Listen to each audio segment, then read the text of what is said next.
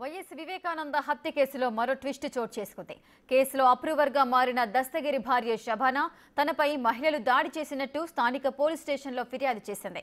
జగన్ అవినాష్ కు వ్యతిరేకంగా సాక్ష్యం ఇచ్చిన దస్తగిరిని చంపేస్తామని బెదిరించినట్టు ఆరోపించింది. తర్వాత నీ అంతు చూస్తామని వార్నింగ్ ఇచ్చినట్టుగా శబానా తెలిపింది.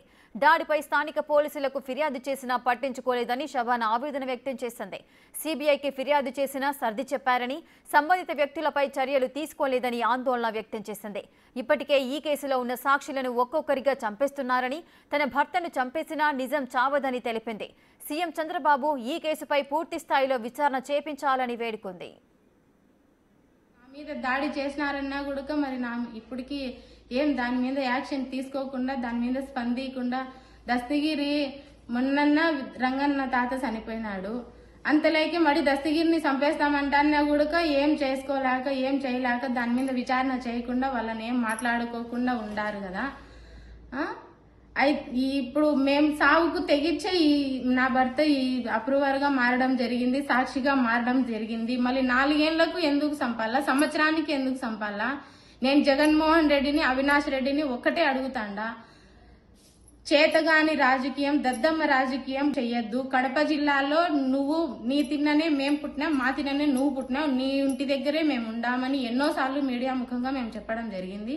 నీకు చేతనైతే నా భర్త మీ మీదికి చెప్పినాడు కదా, 5 ఏళ్ల పాలనను నువ్వు ఏం చేసినావని నేను నిన్ను ప్రశ్నిస్తాదా? ఇప్పుడు జగన్ ప్రభుత్వం మారిన తర్వాత చట్టబద్ధమైన ప్రభుత్వంలో న్యాయంగా 9 నెలలు ఎలా గడిచిపోయినాయని తెలియకుండా పాలన జరిగే రోజుల్లో నువ్వెందుకు ఇట్లాంటి చిచ్చులు పెట్టి శవరాజకీయాలు చేసి, శవరాజకీయాల మీద నువ్వు రాజకీయం చేసి నువ్వు 4 ఏళ్లు పాలన చేసినావు. నీ 4 ఏళ్లు నీ చేతగాని రాజకీయం, నీకు 11 సీట్లు ఇచ్చి ప్రజలు నిన్ను దించేసినారు కదా. ఇంకా నువ్వు చేసిన తప్పుకు ప్రాయశ్చితం చేసుకొని నువ్వు ఒక మూలన దేవుడిని ప్రార్థించుకుంటూ చేసిన తప్పులు సర్దిద్దుకోవాలి జగన్మోహన్ రెడ్డి, అవినాష్ రెడ్డి. అంతేగాని ఆడవాళ్ల మీద విచిత్రణ రహితంగా ఇట్లా దాడులు చేయడం, దస్తగిరిని చంపేస్తానంటూ బెదిరించడం, దస్తగిరిని చంపేస్తే న్యాయం చచ్చిపోదు, దస్తగిరే చచ్చిపోతాడు కానీ న్యాయం అయితే చచ్చిపోదు. ఏ రోజుకి ఇంతవరకు 6 మంది సాక్షులు చనిపోయినారు.